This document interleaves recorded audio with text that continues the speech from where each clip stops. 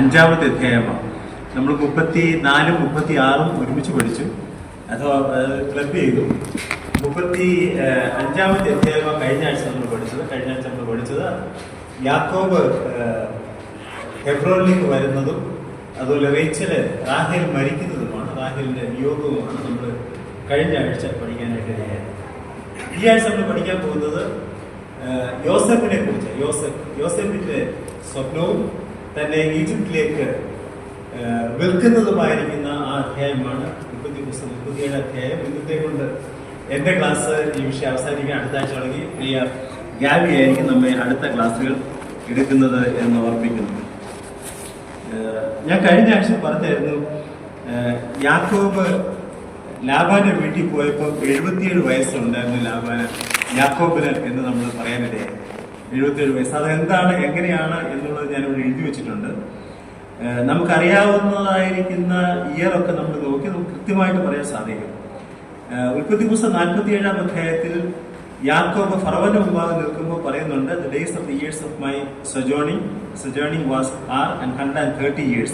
130 വയസ്സാണ് എൻ്റെ പ്രദേശവാസം എന്ന് യാക്കോബ് പറയുന്നുണ്ട് ഉൽപ്പത്തി പുസ്തകം 47 അധ്യായത്തിൽ. അതിനു മുമ്പ് നമുക്കറിയാം 2 വർഷം ദേശത്ത് വലിയ ക്ഷാമം ഉണ്ടായിരുന്നു. പിന്നീട് അതിനു മുമ്പ്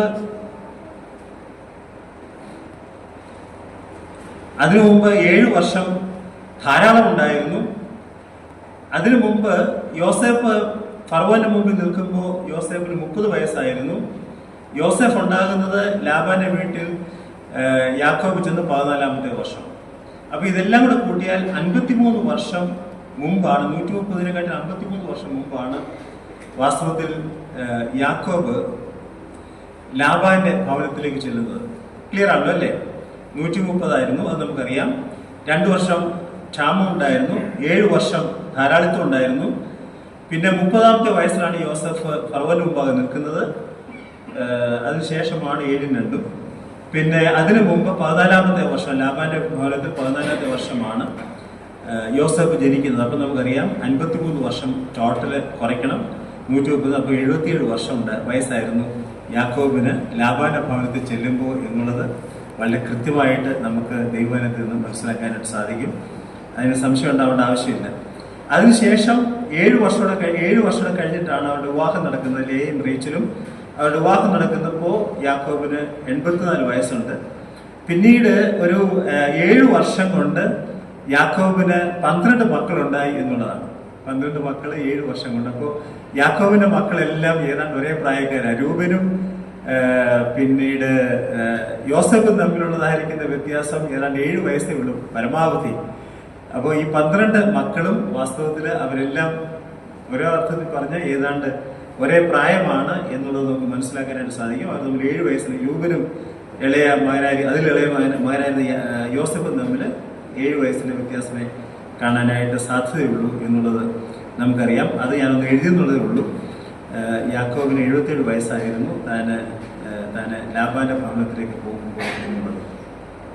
ഇനി നമ്മൾ 1-ാമത്തെ വാക്യത്തിലേക്ക് വരും. 37-ാം അധ്യായത്തിൽ 1-ാമത്തെ വാക്യം വായിച്ചാണ്. 1-ാമത്തെ വാക്യം, യാക്കോബ് തന്റെ പിതാവ് പരദേശിയായി പാർത്ത ദേശമായ കനാൻ ദേശത്ത് വസിച്ചു.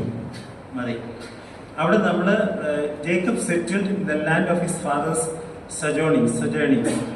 സൊജേർണിങ്സ്. അപ്പോൾ യാക്കോബിന്റെ പിതാവായിരിക്കുന്ന അബ്രഹാമിനും ഇസ്ഹാക്കിനും കനാൻ ദേശത്ത് സ്ഥലമുണ്ടായിരുന്നില്ല. So for 2 generations, Abraham and Isaac, they were wealthy nomads. വളരെ ധനവാന്മാരായിരുന്നു, rich in livestock, but owning no land in Canaan except the cave of Machpelah, which served as their burial. Cave of Machpelah. വാസ്തവത്തിൽ cave of മക്പേല 400 വെള്ളിക്കാശിന് എഫ്രോന്റെ സ്ഥലത്തിന്റെ ഒരു കോണിലുള്ള സ്ഥലമാണ്. ഞാൻ അതിനെക്കുറിച്ച് മനസ്സിലാക്കിയത് 400 വെള്ളിക്കാശ് എന്ന് പറയുന്നത് ആ നാളുകളിൽ ഒരു വലിയ വിലയാണ്. അതിനു മുമ്പ് തന്നെ അബ്രഹാം അവരോട് പറയുന്നുണ്ട്, നിങ്ങൾ പിടിപ്പത് വിലയ്ക്ക് എനിക്ക് തരണം എന്ന് പറഞ്ഞു. വലിയൊരു വിലയാണ് കൊടുത്തത്. അന്നത്തെ കാലത്തെ കുറിച്ച് രേഖകളിൽ നമുക്ക് മനസ്സിലാകുന്നത് വലിയൊരു തോട്ടം, വലിയ ഒരു മുന്തിരിത്തോട്ടത്തിന് 40-50 ഷേക്കൽ വെള്ളിക്ക് കിട്ടുമായിരുന്നു. അപ്പൊ 400 വെള്ളിക്കാശ് ഭയങ്കര വിലയാണ്. അത് കൊടുത്താണ് വാങ്ങിച്ചത്. പക്ഷെ ദാറ്റ്സ് കേവും അതുപോലെ അതിനോട് ചേർന്നതായിരിക്കുന്ന കുറെ നിലങ്ങളുമാണ് മക്പേല എന്ന് പറയുന്നതായിരിക്കും സ്ഥലം.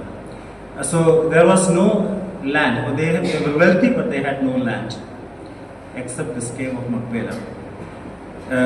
Jacob's decision to continue living in Hebron was a powerful act of faith in opposition to Esau, who successfully established himself in Seir, possessing secure owned territory. നമ്മൾ പഠിച്ചതാണ്, ഏശാവ് സെയറിലേക്ക് പോയി അവിടെ താൻ സ്ഥലമൊക്കെ വാങ്ങിച്ചു, അവിടെ താൻ സെറ്റിൽ ചെയ്തു.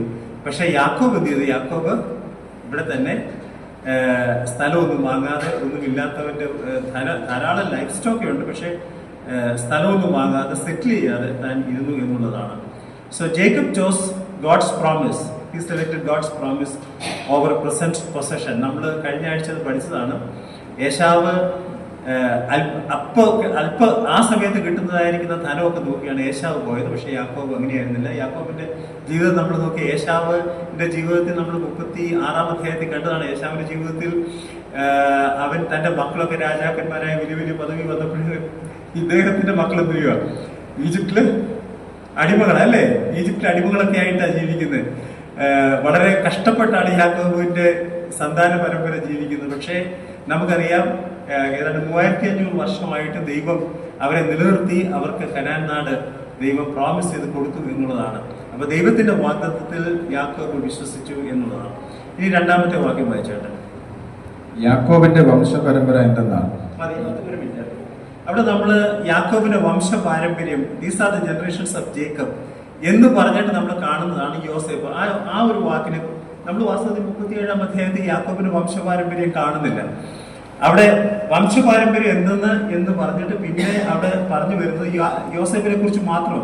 37-ാം അധ്യായത്തിന്റെ 2-ാം വാക്യം വായിച്ചാണ്. യോസേഫിന് 17 വയസ്സായപ്പോൾ അവൻ തന്റെ സഹോദരന്മാരുടെ കൂടെ ആടുകളെ മേയിച്ചുകൊണ്ട് ഒരു ബാലനായി തന്റെ അപ്പന്റെ ഭാര്യമാരായ ബിൽഹയുടെയും ശില്പയുടെയും പുത്രന്മാരോട് കൂടെ ഇരുന്ന് അവരെ കുറിച്ചുള്ള ദുശ്രുതി യോസേഫ് അപ്പനോട് വന്നു പറഞ്ഞു. മതി. അപ്പൊ ഇവിടെ വംശപാരമ്പര്യം എന്ന വാക്ക് ഉപയോഗിച്ചിരിക്കുന്നത് ഒരു പ്രത്യേക പദമാണ്. ആ പദം ഇവിടെ ഞാൻ എഴുതിയിട്ടുണ്ട് കേട്ടോ. തോൽദോത്ത് എന്ന TOLDOT തോൽദോത്ത് എന്നാണ് അതിന്റെ പ്രൊനൗൺസിയേഷൻ. ആ പദം ഉൽപ്പത്തി പുസ്തകത്തിൽ 10 തവണ ഇത് ഉപയോഗിച്ചിട്ടുണ്ട്. ഓരോ തവണ ഇത് ഉപയോഗിക്കുമ്പോഴും ഒരു പുതിയ ചരിത്രം അല്ലെങ്കിൽ പുതിയൊരു വിഭാഗം ആരംഭിക്കുന്നു. ഉദാഹരണം 2-ാം അധ്യായത്തിന്റെ 4-ാം വാക്യത്തിൽ, ഉൽപ്പത്തി പുസ്തകം 2-ാം അധ്യായം 4-ാം വാക്യത്തിൽ അവിടെ ഭൂമിയുടെ അഥവാ ആകാശത്തിലെ ഭൂമിയുടെ ഉൽപ്പത്തി വിവരത്തെ കുറിച്ച് പറയുക. 2-ാം അധ്യായം 4-ാം വാക്യത്തിൽ യഹോവ ദൈവം ഭൂമിയും ആകാശം സൃഷ്ടിച്ച നാളിൽ ആകാശവും ഭൂമിയും സൃഷ്ടിച്ചതിന് ഉൽപ്പത്തി വിവരം എന്നാണ് ഉൽപ്പത്തി വിവരം. അതിനുപയോഗിച്ചിരിക്കുന്ന വാക്ക് ഇത് തന്നെയാണ്. ഇംഗ്ലീഷിലാണെങ്കിൽ ജനറേഷൻസ് എന്നാണ് ട്രാൻസ്ലേറ്റ് ചെയ്തിരിക്കുന്നത്, മലയാളത്തിൽ ഉൽപ്പത്തി വിവരം എന്നാണ്. അപ്പൊ അതൊരു പുതിയ ഒരു കാര്യമാണ് എന്ന് പറയുന്ന പോലെ ഞാനിവിടെ 10 റെഫറൻസ് എഴുതിയിട്ടുണ്ട്. അത് നിങ്ങൾ എഴുതിയെടുക്കേണ്ട ആവശ്യമില്ല, ഞാൻ എഴുതിയിട്ടെന്നുള്ളേ ഉള്ളൂ. 37-ാം അധ്യായത്തിൽ വാസ്തവത്തിൽ അവിടെ യാക്കോബിന്റെ വംശപാരമ്പര്യം എന്ന് പറഞ്ഞിട്ട് അതൊരു പുതിയ ആരംഭമാണ്. പുതിയ ആരംഭം നമുക്കറിയാം, യോസേഫിനെ കുറിച്ചുള്ള ആരംഭമാണ്. അപ്പൊ ആ പദം തോൽദോത്ത് എന്ന പദം ഉപയോഗിക്കുമ്പോൾ അതിന്റെ അർത്ഥം നിർബന്ധമായും വംശപാരമ്പര്യം എന്നാവണം നിർബന്ധമില്ല. അതൊരു പ്രത്യേക ഒരു കാര്യം പറയാനായിട്ട് ഉപയോഗിക്കുന്നു എന്ന് മാത്രമേ ഉള്ളൂ. അതുകൊണ്ടാണ് ഇവിടെ യാക്കോബിന്റെ വംശപാരമ്പര്യം എന്ന വാക്ക് ഉപയോഗിച്ചിട്ട് പിന്നെ യോസേഫിനെ കുറിച്ച് അവിടെ രേഖപ്പെടുത്തിയിരിക്കുന്നത്. ഇനി when Joseph was 17 years old, he was with his brothers, sons of Bilhah and Silpah. ബില്ലിയുടെയും ശില്പയുടെയും മക്കളായിരിക്കുന്ന ദാൻ, നഫ്തലി, ഗാദ്, ആഷേർ ഇവരുടെ കൂടെയായിരുന്നു യോസേഫായിരുന്നു. In their vocation of rearing sheep. ഇത് വാസ്തവത്തിൽ സംഭവിച്ചത് 1st or 2nd year of reaching Hebron. ഹെബ്രോനിൽ അവർ വന്നിട്ട് 1-2 വർഷമേ കാണാൻ സാധ്യതയുള്ളൂ. അതെന്തുകൊണ്ടാണെന്ന് ചോദിച്ചാൽ യോസേഫിന് ഒരു 6 വയസ്സുള്ളപ്പോഴാണ് അവർ 14 നിന്ന് വിട്ടത്. നമുക്കറിയാം അല്ലേ? 14-ാമത്തെ 2-ാമത്തെ 7 വർഷം കഴിഞ്ഞിട്ടാണ് യോസേഫ് ജനിക്കുന്നത്. 7-ാം വർഷത്തിന് അവസാനം 14-ാമത്തെ വർഷം. പിന്നെ ഒരു 6 വർഷം കൂടെ യാക്കോബ് അവിടെ ജോലി ചെയ്തു. അപ്പൊ 20 വർഷം ലാബാന്റെ അടുത്ത് യാക്കോബ് ഉണ്ടായിരുന്നു. അപ്പോ 20 വർഷമായപ്പോ യോസേഫ് എത്ര വയസ്സുണ്ട്? 6 വയസ്സ്. നിങ്ങൾ എന്നോട് വാ, എങ്കിലേ അത് ശരിയാകത്തുള്ളൂ. 6 വയസ്സുണ്ട്. കാണപ്പാടൊന്നും പഠിക്കണ്ട, എങ്കിലും നമുക്ക് ഇത് മനസ്സിലാക്കുന്ന ഒരു രസമാണ്. 6 വയസ്സുണ്ടായിരുന്നു. അത് കഴിഞ്ഞിട്ട് 17 വയസ്സിലാണ് തന്നെ ഈജിപ്ഷ്യൻസിന് വിറ്റ് കളയുന്നത്. അപ്പോൾ 11 വർഷത്തില് വാസ്തവത്തിൽ ഒരു മേജർ പാർട്ട് അവര് മറ്റു സ്ഥലങ്ങളിൽ ജീവിച്ചു. അത് എന്തുകൊണ്ടാണെന്ന് ചോദിച്ചാൽ 37 അധ്യായത്തിൽ യോസെഫിന്റെ ഏതാണ്ട് സെയിം ഏജ് ആണ് ദീനയ്ക്ക്. ദീനയെ വഷളാക്കുന്നതും അതുപോലെ തന്നെ നമുക്ക് 34 ദീനെ വഷളാക്കുന്നതും അതുപോലെ തന്നെ ദീനെ വിവാഹം കഴിക്കണം എന്നൊക്കെ പറയുന്നത്. അപ്പോൾ ഏതാണ്ട് ദീനയ്ക്ക് ഒരു 10-15 വയസ്സെങ്കിലും ആ സമയത്തുണ്ട്, അഥവാ യോസഫിന് 10-15 വയസ്സെങ്കിലും ഉണ്ട് എന്ന് നമ്മൾ വിചാരിച്ചാൽ വാസ്തവത്തിൽ ഈ സംഭവം നടക്കുമ്പോൾ 37 അധ്യായത്തിലെ സംഭവം നടക്കുമ്പോൾ അവർ ഹെബ്രോനിൽ വന്നിട്ട് 1 അല്ലെങ്കിൽ 2 വർഷമായി കാണത്തുള്ളൂ. They are very new to Hebron എന്നുള്ളത് നമുക്ക് അറിയാനായിട്ട് സാധിക്കും. 11 വർഷമായിട്ടുള്ളൂ. They left 16 around 11 years before. അത്രയും ക്ലിയർ ആണല്ലോ അല്ലേ? ഇനി വേറൊരു രസം ഈ വാക്യത്തിൽ നമ്മൾ കാണുന്ന അവിടെ നമ്മൾ വാസ്തവത്തിൽ യാക്കോബിന്റെ കോൺക്യുബൻസ് ആയിരിക്കുന്ന അഥവാ വെപ്പാട്ടികളായിരിക്കും ബിൽഹയുടെയും ശില്പയുടെയും കാര്യം മാത്രമേ നമ്മൾ കാണുന്നുള്ളൂ. വാസ്തവത്തിൽ ലേയുടെ കാര്യം കാണുന്നില്ല എന്നുള്ളത് വളരെ സർപ്രൈസിംഗ് ആണ്. But Leah was most probably still alive എന്നുള്ളതാണ്. ഇനിയും ഇവിടെ ഒരു വാക്കുണ്ട് കേട്ടോ, ദുശ്രുതി എന്നാണ് നമ്മൾ കണ്ടത്. അവരെ കുറിച്ച് ദുശ്രുതി യോസേഫ് അപ്പനോട് വന്ന് പറഞ്ഞു. ദുശ്രുതി റിപ്പോർട്ട് എന്നാണ് നമ്മൾ ഇംഗ്ലീഷിലുള്ളത് അല്ലേ? Given that the word report in verse 2 carries the meaning of whisper, rumor or slander. യോസേഫ് പറഞ്ഞപ്പോൾ ഇത്തിരി വ്യത്യാസം വരുത്തി പറഞ്ഞു കാണും എന്നാണ് വിചാരിക്കുന്നത്. ആ വാക്കിന്റെ അർത്ഥം അങ്ങനെയാണ്. റിപ്പോർട്ട് എന്ന് പറയുമ്പോൾ കേവലം വന്നതെന്ന് പറഞ്ഞു എന്നുള്ളതല്ല. ഇവര് നമുക്കറിയാം ഈ ആട്ടിടയന്മാർ എന്തായാലും അത്രയും നല്ലവരാവാനുള്ള യാതൊരു സാധ്യതയില്ല അല്ലേ? അവരുടെ സ്വഭാവമൊക്കെ നമുക്കറിയാം. അവരൊക്കെ ഈ മരുഭൂമി ജീവിക്കുന്നതായിരിക്കുന്ന റഫായിട്ടുള്ള ആൾക്കാരാണ്.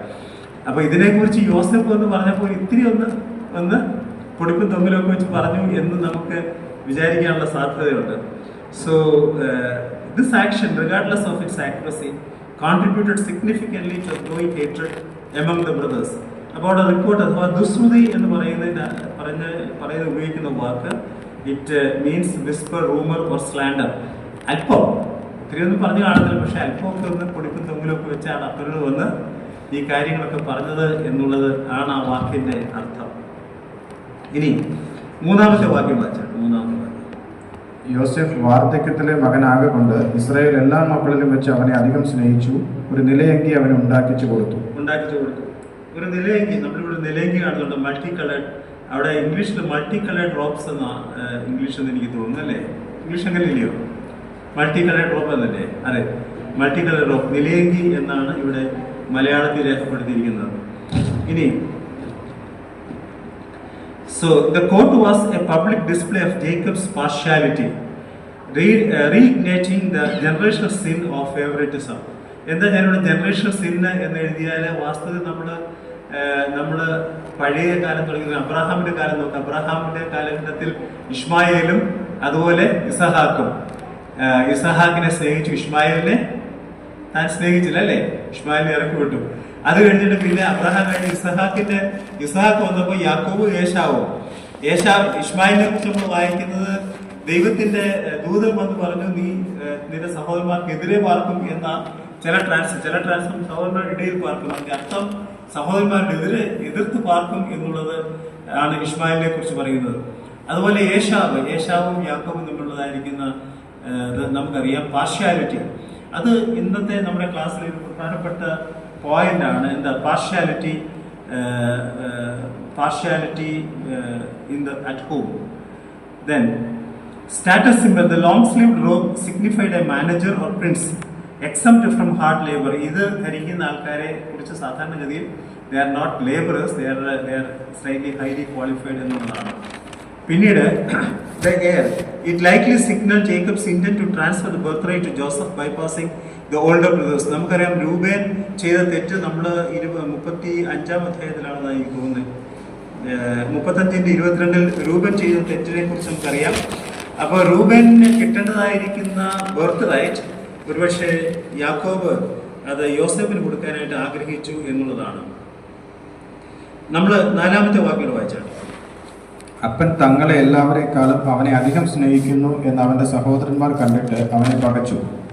അവനോട് സമാധാനമായി സംസാരിക്കുവാൻ അവർക്ക് കഴിയില്ല. This verse illustrates how favoritism at home can create deep, enduring divisions that persist far beyond childhood. വാസ്തവത്തിൽ ഇത് വളരെ വാസ്തവമാണ് കേട്ടോ. പല വീടുകളിലും അങ്ങനെയാണ്. മക്കൾ 2 പേരുണ്ടെങ്കിൽ അതിൽ ഒരാൾ ചിലപ്പോൾ പഠിക്കാൻ മിടുക്കനായിരിക്കും, ഒരാൾ പഠിക്കാൻ. നമ്മൾ നോക്കി പിന്നെ യേശാവിൻ്റെയും യാക്കോബിൻ്റെയും വീട്ടിൽ, അവരുടെ വീട്ടിൽ ഇസഹാക്ക് യേശാവിനെ സ്നേഹിച്ചു, റെബേക്ക യാക്കോബിനെ സ്നേഹിച്ചല്ലേ. യാക്കോബ് റെബേക്കയുടെ പ്രിയപുത്രൻ, കൂടാരവാസിയായിരുന്നു. യേശാവ് എന്താ പറയാ വേട്ടക്കാരനായിരുന്നു. അപ്പോൾ യേശാവിനെ ഇഷ്ടപ്പെടാനായിട്ട്, അപ്പോൾ അവരുടെ വീട്ടിൽ തന്നെ ഫേവറേറ്റ്സ് ഉണ്ടായിരുന്നു. ഞാൻ അങ്ങനത്തെ ഒരുപാട് വീടുകൾ കണ്ടിട്ടുണ്ട് കേട്ടോ, നിങ്ങളൊക്കെ കണ്ടിട്ടുണ്ടാവും. 2 മക്കളുണ്ടെങ്കിൽ അല്ലെങ്കിൽ 2ലധികം മക്കളുണ്ടെങ്കിൽ ചിലരെ കൂടുതൽ സ്നേഹിക്കും. ഒരിക്കൽ എപ്പോഴും തല്ല് കിട്ടുന്നത് അതിലാർക്കും ഒരാൾക്കായിരിക്കും. പാവം പിടിച്ചൊന്നും ചെയ്ത് കാണത്തില്ലല്ലേ, അവൻ ചെയ്തൊക്കെ കുറവായിരിക്കും, പക്ഷെ തല്ലൊക്കെ കിട്ടുന്നത് അങ്ങനെ ഒരുപാട് വീടുണ്ട്. പക്ഷെ അത് that has long lasting effect. മക്കൾ തമ്മിൽ സ്പർദ്ധ ഉണ്ടാകാനായിട്ട്, മക്കൾ തമ്മിൽ പ്രശ്നം ഉണ്ടാകാനായിട്ട് അത് മുഖാന്തരമായി തീരും എന്നുള്ളതാണ്. It has a very long lasting deep enduring divisions. അത് പല വീടുകളിലും നമുക്ക് കാണാൻ സാധ്യതയുള്ളതായിരിക്കും കാര്യമാണ്. That is something which we need to learn. മക്കൾ എത്ര പേരുണ്ടെങ്കിലും അവരോട് ഒരുപോലെ പെരുമാറാനായിട്ട് മാതാപിതാക്കൾക്ക് കഴിയണം എന്നുള്ളത്. അവരുടെ എവിഡൻ്റ് ആയിട്ടുള്ളതായിരിക്കുന്ന അവരുടെ കഴിവുകളും അവരുടെ സൗന്ദര്യവും, അവരുടെ ചില ആൾക്കാർ നല്ല സ്മൂത്തായിട്ട് സംസാരിക്കും, ചില ആൾക്കാർ അങ്ങനെ സംസാരിക്കുന്നില്ല. അതൊക്കെ കണ്ടിട്ട് മക്കളോട് പെരുമാറാനായിട്ട് മാതാപിതാക്കൾ പാടില്ല എന്നുള്ളതാണ്. ബിക്കോസ് അത് അവിടെ കൊണ്ട് തീരത്തില്ല. ആ മുറിവ് മക്കളുടെ ഹൃദയത്തിൽ അത് കാലങ്ങളോളം കിടക്കും. അത് ഒരു കാലത്തും ആ മുറിവിനെ അവർക്ക് പിന്നീട് അത് നമുക്ക് മാറ്റാനായിട്ട് സാധിക്കില്ല. Favouritism is A very very grievous offence of thing. ഇനി 5 തൊട്ട് 11 വരെയുള്ള വാക്യം വെച്ചാൽ, യോസേഫ് ഒരു സ്വപ്നം കണ്ടു, അത് തന്റെ സഹോദരന്മാരോട് അറിയിച്ചത് കൊണ്ട് അവനെ പിന്നെയും അധികം പകച്ചു. അവൻ അവരോട് പറഞ്ഞത്, ഞാൻ കണ്ട സ്വപ്നം കേട്ടുകൊള്ളുവിൻ. നാം വയലിൽ കറ്റ കെട്ടിക്കൊണ്ടിരുന്നു. അപ്പോൾ എൻ്റെ കറ്റ എഴുന്നേറ്റ് നിവർന്നു നിന്നു. നിങ്ങളുടെ കറ്റകൾ ചുറ്റും നിന്ന് എൻ്റെ കറ്റയെ നമസ്കരിച്ചു. അവൻ്റെ സഹോദരന്മാർ അവനോട്, നീ ഞങ്ങളുടെ രാജാവാകുമോ? നീ ഞങ്ങളെ വാഴുമോ എന്ന് പറഞ്ഞു. അവൻ്റെ സ്വപ്നങ്ങൾ നിമിത്തവും അവൻ്റെ വാക്ക് നിമിത്തവും അവന് പിന്നെയും അധികം ദേഷിച്ചു. അവൻ മറ്റൊരു സ്വപ്നം കണ്ടു, തൻ്റെ സഹോദരന്മാരോട് അറിയിച്ചു, ഞാൻ പിന്നെയും ഒരു സ്വപ്നം കണ്ടു. സൂര്യനും ചന്ദ്രനും 11 നക്ഷത്രങ്ങളും എന്നെ നമസ്കരിച്ചു എന്ന് പറഞ്ഞു. അവൻ അത് അപ്പനോടും സഹോദരന്മാരോടും അറിയിച്ചപ്പോൾ അപ്പൻ അവനെ ശാസിച്ച് അവനോട്, നീ ഈ കണ്ട സ്വപ്നം എന്ത്? ഞാനും നിന്റെ അമ്മയും നിന്റെ സഹോദരന്മാരും സാഷ്ടാംഗം വീണ് നിന്നെ നമസ്കരിക്കുവാൻ വരുമോ എന്ന് പറഞ്ഞു. അവന്റെ സഹോദരന്മാർക്ക് അവനോട് അസൂയ തോന്നി. അപ്പനോ ഈ വാക്ക് മനസ്സിൽ സംഗ്രഹിച്ചു. ദൈവം യോസേഫിന് തന്റെ ഭാവി പരിപാടികളെ കുറിച്ച് പറയുന്നതായിട്ട് രംഗമാണ് നമ്മൾ വായിച്ച 2 സ്വപ്നത്തിലൂടെ യോസേഫിനോട് ദൈവം തന്റെ ഭാവി കാര്യങ്ങൾ പറയുക. യോസേഫ് അനുഭവിക്കാൻ പോകുന്നതായിരിക്കുന്ന തന്റെ ജീവിതത്തിലെ പ്രശ്നങ്ങൾ, അതില് യോസേഫിന് വാസ്തവത്തിൽ ധൈര്യം ലഭിക്കാനായിട്ട് ഇത് വളരെ എൻകറേജ്മെന്റ് ആയിരുന്നു. എൻകറേജ്മെന്റ് അഡ്വാൻസ് എന്ന് പറയാനായിട്ട് സാധിക്കും. നമ്മൾ 4-ാം വാക്യത്തിൽ നിലേങ്കി കൊടുത്തു, അത് സഹോദരന്മാർക്ക് പകയ്ക്കാൻ ഇടയായി. 8-ാം വാക്യത്തിൽ പിന്നീട് തന്റെ സ്വപ്നം കണ്ടിട്ട് സഹോദരന്മാർ വീണ്ടും കൂടുതലായിട്ട് പകച്ചു. 11-ാം വാക്യം നമ്മൾ കണ്ടാൽ പിന്നെയും അടുത്ത 2ാമത്തെ സ്വപ്നം കാണുമ്പോൾ കൂടുതൽ സഹോദരന്മാർക്ക് തന്നെ ഹെയ്റ്റ് ചെയ്യാനായിട്ട്, ജലസി ഉണ്ടാവാനായിട്ട് ഇടയായി എന്നുള്ളതാണ്. 1-ാമത്തെ സ്വപ്നം നമുക്ക് ഇവിടെ കാണാൻ കഴിയും. നമ്മൾ കണ്ടു 7-ാമത്തെ വാക്യത്തിൽ യോസേഫിന്റെ കറ്റ എഴുന്നേറ്റ് നിന്നു, മറ്റ് കറ്റകൾ, സഹോദരന്മാരുടെ കറ്റകൾ ചുറ്റും നിന്ന് യോസേഫിന്റെ കറ്റയെ നമസ്കരിച്ചതായിട്ടാണ് നമ്മൾ കാണുന്നത്. 8-ാം വാക്യത്തിൽ അവിടെ നമ്മൾ കണ്ടു, അവിടെ സഹോദരന്മാർ അവനോട്, നീ ഞങ്ങളുടെ രാജാവാകുമോ? നീ ഞങ്ങളെ വാഴുമോ എന്ന് പറഞ്ഞു. അവന്റെ സ്വപ്നങ്ങൾ നിമിത്തവും അവന്റെ വാക്ക് നിമിത്തവും അവനെ പിന്നെയും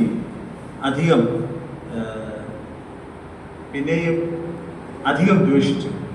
9-ാമത്തെ വാക്യത്തിൽ 2ാമത്തെ സ്വപ്നം നമുക്ക് കാണാൻ കഴിയും. 11 നക്ഷത്രങ്ങൾ, പിന്നീട് 2 സൂര്യനും ചന്ദ്രനും. അത് ഈ യോസേഫിനെ നമസ്കരിക്കുന്നതാണ് നമ്മൾ 9-ാം വാക്യത്തിൽ കണ്ടത്. 10-ാം വാക്യത്തിൽ യാക്കോബ് അത് കേട്ടിട്ട് തന്റെ റിയാക്ഷനാണ് കാണുന്നത്.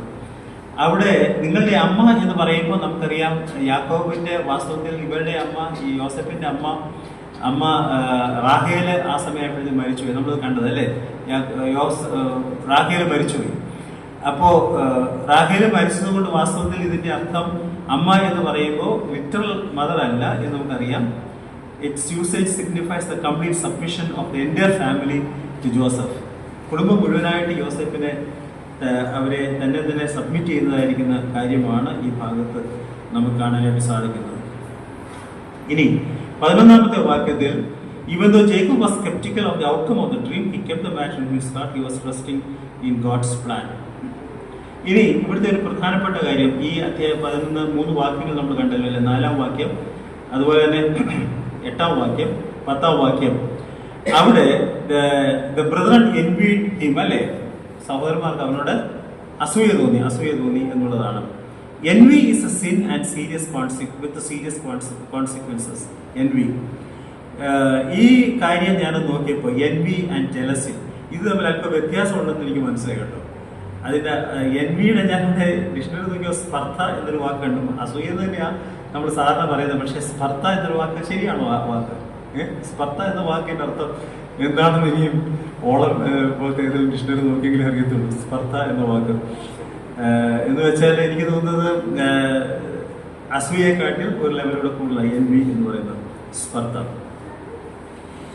Jealousy wants what another person has. അസൂയ, അവനുള്ളത് എനിക്കും വേണം എന്നുള്ള ആഗ്രഹം. നമ്മൾ സാധാരണ ഈ സിബ്ലിങ്സ് റൈവൽറി എന്ന് കേട്ടില്ലേ? സിബ്ലിങ്സ് റൈവൽറി അത് വാസ്തവത്തിൽ അതിനകത്ത് ചിലപ്പോഴൊക്കെ ജലസി ഉണ്ടാവും. എന്ന് വെച്ചാൽ അവനത് കിട്ടി, അതുകൊണ്ട് എനിക്കും വേണം. അവനൊരു കാറ് വാങ്ങിച്ചാൽ എനിക്കും കാറ് വേണം. നമ്മൾ സാധാരണ കാണുന്നൊരു കാര്യമാണ്. അത് വാസ്തവത്തിൽ അതിന്റെ ഇഫക്റ്റ് എനിക്ക് തന്നെയാണ്. It's effect is on അവേഴ്സസ്. ഞാൻ ഒരാളുടെ അസൂയപ്പെട്ടാൽ അസൂയ കൊണ്ട് നടക്കാന്നുള്ളതല്ലാതെ എനിക്ക് ഒന്നും ചെയ്യാൻ സാധിക്കത്തില്ല. അപ്പം അതിങ്ങനെ മനസ്സിൽ കിടന്ന് എൻ്റെ ആരോഗ്യത്തെ ബാധിക്കും എന്നുള്ളതല്ലാതെ മറ്റുള്ളവർക്ക് അതുകൊണ്ട് എനിക്കൊന്നും ചെയ്യാനായിട്ട് സാധിക്കുമോ? മറ്റുള്ളവർ നല്ലൊരു കാറ് വാങ്ങിച്ചാൽ എനിക്ക് സങ്കടപ്പെട്ട് നടക്കാന്നുള്ളതല്ലാതെ എനിക്കൊന്നും ചെയ്യാൻ സാധിക്കത്തില്ല. So jealousy wants what another person is having or has. envy wants other person not to have it. അതാ ഭയങ്കര വ്യത്യാസമുണ്ട്. Often seeking to destroy the person or the blessing. സ്പർദ്ധ, എനിക്കില്ലാത്ത അവന് വേണ്ട എന്നുള്ളതായിരിക്കുന്ന.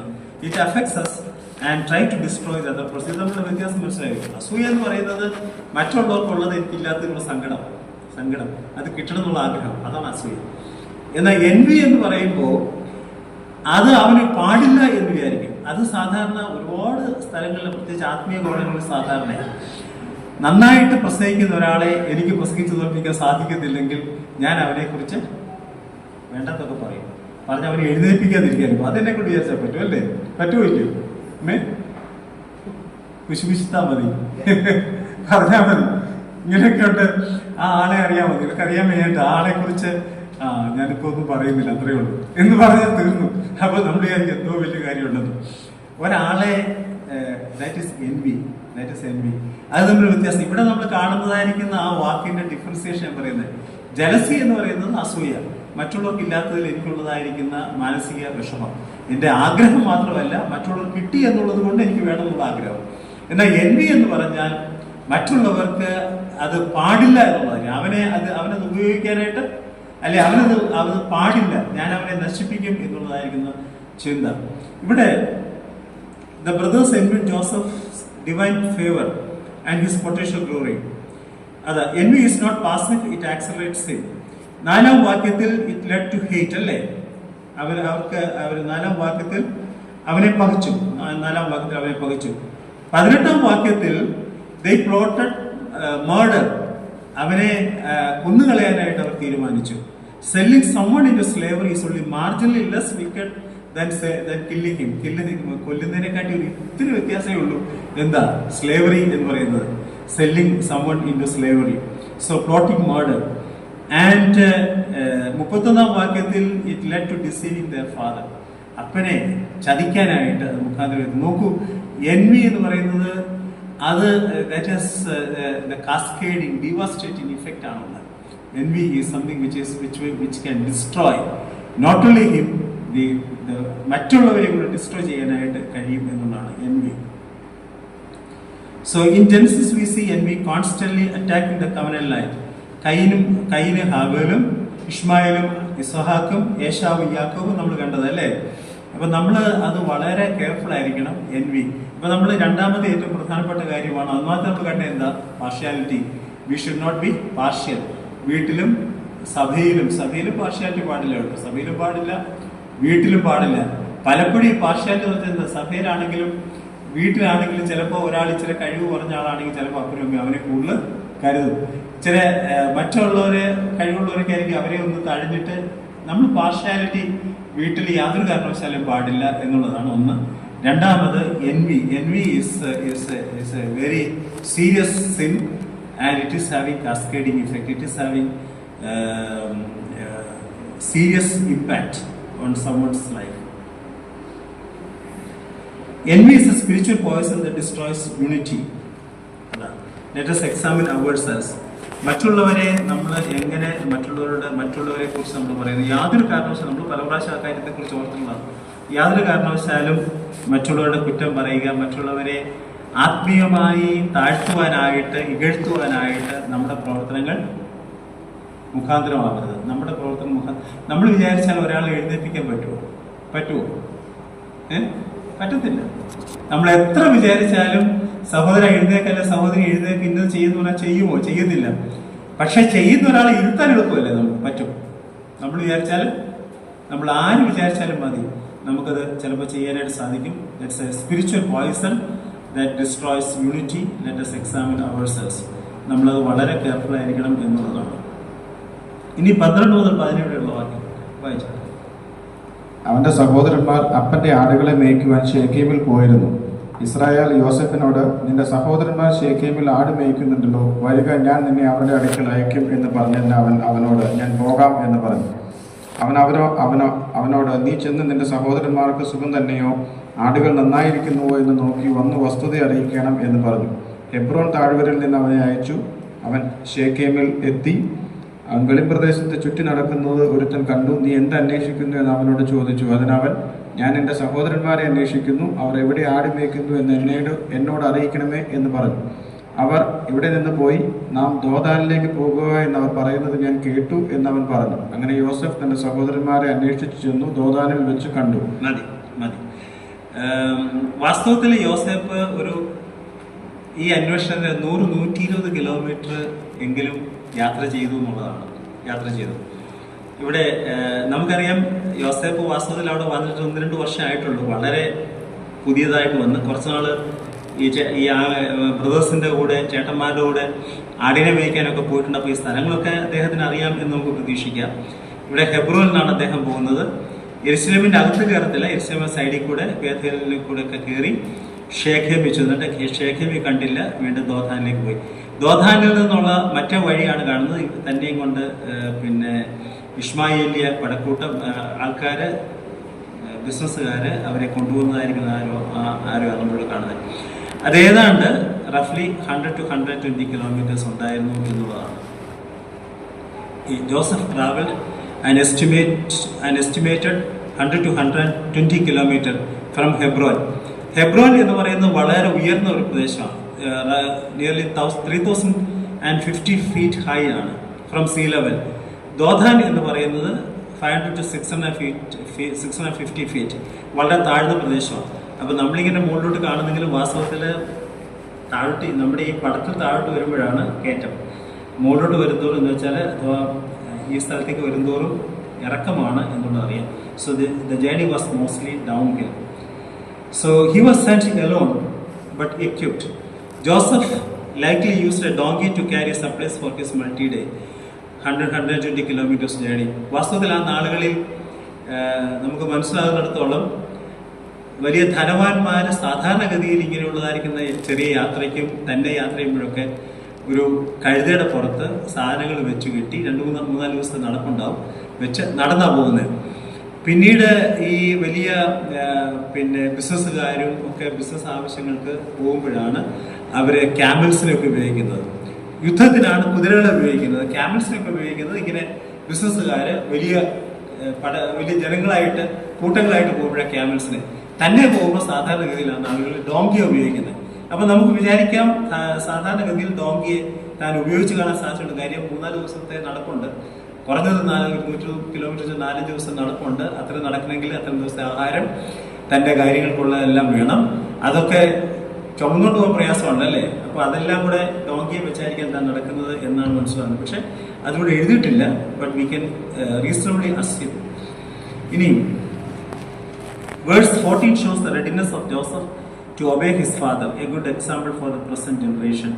ഇന്നത്തെ യുവാക്കൾക്ക് തൻ്റെ അപ്പനെ യോസഫ് അനുസരിച്ചത്, ഇത്രയും ഡിസ്റ്റൻസ് ഉണ്ടെങ്കിലും അനുസരിച്ചത് ഒരു നല്ല എക്സാമ്പിളാണ്. So this is a seemingly routine task അല്ലേ, ഒരു സാധാരണ സംഭവം. But in God's plan it becomes the most consequential journey in early Israelite history. ഇസ്രയേലിന്റെ ചരിത്രത്തിലെ ചരിത്രത്തിലെ ഏറ്റവും പ്രധാനപ്പെട്ട ഒരു യാത്രയായിരുന്നു ഈ യോസേഫിന്റെ യാത്ര അല്ലേ. യോസേഫ് യാത്ര ചെയ്തു, അതുകൊണ്ടാണല്ലോ പിന്നുള്ള സംഭവങ്ങളെല്ലാം സംഭവിക്കുന്നത്. So even though that was a very routine task, that becomes a most consequential journey in early Israel history. ഇനി 18-19 വായിച്ചാട്ടെ. അവർ അവനെ ദൂരത്തു നിന്ന് കണ്ടിട്ട് അവനെ കൊല്ലേണ്ടതിന് അവൻ അടുത്തു വരും മുമ്പേ അവന് വിരോധമായി ദുരാലോചന ചെയ്തു. അതാ സ്വപ്നക്കാരൻ വരുന്നു, വരുവിൻ, നാം അവനെ കൊന്ന് ഒരു കുഴിയിലിട്ട് കളയുക. മതി. അപ്പോ നോക്കൂ, the sin of deliberate hatred. When brothers saw Joseph afar off, അകലെ കണ്ടപ്പോ, they immediately conspired against him to kill him. The suddenness with which they formed their plot suggests they had been frequently discussing and exploring ways to kill Joseph. അല്ലേ, അവനെ കണ്ടപ്പോൾ തന്നെ ഇവർ തീരുമാനിച്ചു, ഇവനെ കൊന്നുകളയാൻ തീരുമാനിച്ചു. അപ്പൊ തീരുമാനിച്ചായിരിക്കാൻ സാധ്യതയുണ്ടോ? സാധ്യത ഇല്ലെന്നാ വിചാരിക്കേണ്ടത്. അവരിങ്ങനെ ഇതിനെ കുറിച്ച് പറഞ്ഞുകൊണ്ടിരിക്കുക, എങ്ങനെയാണ് നമുക്ക് ഇവൻ വീട്ടിൽ അപ്പൻ്റെ കൂടെ സുഖമായിട്ടിരിക്കുക, അപ്പൻ്റെ എന്താ പറയാ ഇഷ്ടപുത്രനാണ്, അതുകൊണ്ട് നമുക്ക് അവനെ തീർക്കണം എന്ന് ആഗ്രഹിച്ചു. Such conspiracy and malicious talk can be extremely dangerous. ഈ ലൂസ് ടോക്ക് എന്ന് പറയും, ഈ ആവശ്യമില്ലാത്ത കാര്യങ്ങൾ അങ്ങോട്ടും ഇങ്ങോട്ടും പറയുന്നത്. അതുപോലെ തന്നെ നമ്മൾ മറ്റുള്ളവരുടെ കുറ്റങ്ങൾ പറയുന്നത്, തുറമാനമായിട്ട് പറയുന്നത്, ഒരാളെ കുറിച്ച് തുറമാനമായിട്ട് പറയുന്നത്, ഇതൊക്കെ that will not last there alone. അതിൽ മാത്രം നിൽക്കത്തില്ല. That will have an impact, that will have a higher impact. അതാണ് അതുകൊണ്ടാണ് the suddenness with which they formed their plot suggests they had been frequently discussing and exploring ways to kill Joseph. അതാണ് നമുക്ക് മനസ്സിലാകുന്നത്. ദൂരെ കണ്ടപ്പോൾ തന്നെ പറയണം, നമുക്ക് അവനെ കൊണ്ടുപോകാൻ തീരുമാനിച്ചു. പെട്ടെന്ന് തീരുമാനിക്കുന്ന കാര്യമാണ് സ്വന്തം സഹോദരനെ കൊല്ലുന്നത്. They were discussing it, they were talking about it. So that is what ഈ വാക്യം നമ്മെ മനസ്സിലാക്കുന്നതാണ്. 20-ാമത്തെ വാക്യം, ഒരു ദുഷ്ടമൃഗം അവനെ തിന്നുകളഞ്ഞു എന്ന് പറയാം, അവന്റെ സ്വപ്നങ്ങൾ എന്താകുമെന്ന് നമുക്ക് കാണാമല്ലോ എന്ന് തമ്മിൽ പറഞ്ഞു. ഹ്യൂമൻ ഡിഫൈൻസ് ഓർ ധിക്കാരം attempts to thwart God's revealed will, then we shall see what will become of his dreams. അവന്റെ സ്വപ്നം എന്താകും എന്ന് കാണാമല്ലോ എന്ന് പറയും. They believe killing the messenger will negate the prophecy. 21-22. Reuben അത് കേട്ടിട്ട്, നാം അവന് ജീവഹാനി വരുത്തരുത് എന്ന് പറഞ്ഞ് അവനെ അവരുടെ കയ്യിൽ നിന്ന് വിടുവിച്ചു. അവരുടെ കയ്യിൽ നിന്ന് അവനെ വിടുവിച്ച് അപ്പന്റെ അടുക്കൽ കൊണ്ടുപോകണമെന്ന് കരുതിക്കൊണ്ട് രൂബേൻ അവരോട്, രക്തം ചൊരിയിക്കരുത്, നിങ്ങൾ അവന്റെ മേൽ കൈവയ്ക്കാതെ മരുഭൂമിയിലുള്ള ആ കുഴിയിൽ അവനെ ഇടുവിൻ എന്ന് പറഞ്ഞു. So God used both Reuben and later Judah to fulfill his plans in the life of Joseph and his family. അല്ലേ, ഒരു പൊട്ടക്കുഴിയുടെ ഒരു പടമാണ് ഞാൻ കാണിക്കുന്നത്. ഇത് ലോസ്, അത് പ്രൊനൗൺസ് ചെയ്യുന്ന ലോട്ട്സ്, LOTS, T ചെറിയ മൈനർ വേർഡായിട്ട് പ്രൊനൗൺസ് ചെയ്യുന്ന lots. Sisters are an archaeological site in Negev highland area. ഇസ്രയേലിന് ചുറ്റുമുള്ളതായിരിക്കുന്ന ഏരിയയിൽ BC കാലഘട്ടത്തിൽ, BC 800-900 കാലഘട്ടത്തിൽ കുഴിച്ചെന്ന് കരുതപ്പെടുന്നതായിരിക്കുന്ന 17ഓളം ഇങ്ങനത്തെ കുഴികൾ ആ ഏരിയയിൽ കണ്ടുപിടിക്കാനായിട്ടിടയായി. അങ്ങനെയുള്ളതായിരിക്കുന്ന ഒരു കുഴിയുടെ ഫോട്ടോയാണ് ഞാൻ ഇവിടെ കാണിക്കുന്നത്. ഒറിജിനൽ കുഴിയുടെ ഫോട്ടോ കേട്ടോ, വെറുതെ കുഴിയുടെ ഫോട്ടോ അല്ല, ഒറിജിനലി ഇന്ന് അവിടെയുള്ള ആർക്കിയോളജിക്കൽ സൈറ്റിലുള്ളതായിരിക്കുന്ന ഫോട്ടോ ഇൻ ഇസ്രയേൽ ഏരിയ. ഒരു കർത്താവിനൊരു 800-900 വർഷങ്ങൾക്ക് മുമ്പുള്ളതാണ്. അതിന് കുറച്ചുകൂടെ മുമ്പാണല്ലോ അബ്രാഹമൊക്കെ ജീവിച്ചിരുന്നത്. എങ്കിലും ആ സമയത്തുള്ള ആ ഏരിയ ബ്രോൺസ് ഏജിലുള്ളതായിരിക്കുന്ന ഒരു കുഴിയാണിത്. ഇതിൻ്റെ കുഴിയുടെ പ്രത്യേകത, it has a narrow opening. So ഇത് pits are made by shepherds to store the extremely rare desert water. ഇപ്പോൾ ഈ മരുഭൂമി പെയ്യുന്നതായിരിക്കുന്ന മഴ, വളരെ ദുർലഭമായി മാത്രം ലഭിക്കുന്ന മഴ, അത് സൂക്ഷിക്കാനായിട്ട് ഈ ഷെപ്പേർഡ്സ്, അതുപോലെ തന്നെ അതുവഴി പോകുന്ന യാത്രക്കാർ, എപ്പോഴും പോകുന്ന ബിസിനസ്സുകാർ, അവരൊക്കെ കുഴികളുണ്ടാക്കി വെക്കും.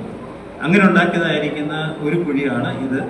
അതിന് അങ്ങോട്ട് വെള്ളം വരാനായിട്ട് കൈവഴികളൊക്കെ ഇങ്ങനെ ഈ വഴിയിലും ആ വഴിയിലൊക്കെ കൈവഴികളൊക്കെ ഉണ്ടാക്കിയിരിക്കും. അപ്പോൾ വെള്ളം അവിടെ വീണാൽ അങ്ങോട്ട് ഒലിച്ചിറങ്ങത്തക്കോളം. So it has a narrow opening to reduce water evaporation. വെള്ളം നീരാവിയായി പോകാതിരിക്കാനായിട്ട് it will have a narrow opening. So that makes an escape difficult without an outside help. അതിൻ്റെ അകത്ത് ഒരാൾ വീണാൽ പിന്നെ ഒരാൾ രക്ഷപ്പെടാനായിട്ട് സാധ്യമല്ലെന്നുള്ളതാണ്. But it is having a wider base to store more water. താഴെ കൂടുതൽ വീതി കാണും, മുകളിലോട്ട് ചെല്ലുന്നൊരു വീതി കുറവായിരിക്കും. So dry earth or rocks, നമുക്കിവിടെ വായിക്കാം. ഇവിടെ നമ്മൾ വായിക്കുന്നുണ്ട് ആ സമയത്ത് 21-22 വാക്യത്തിൽ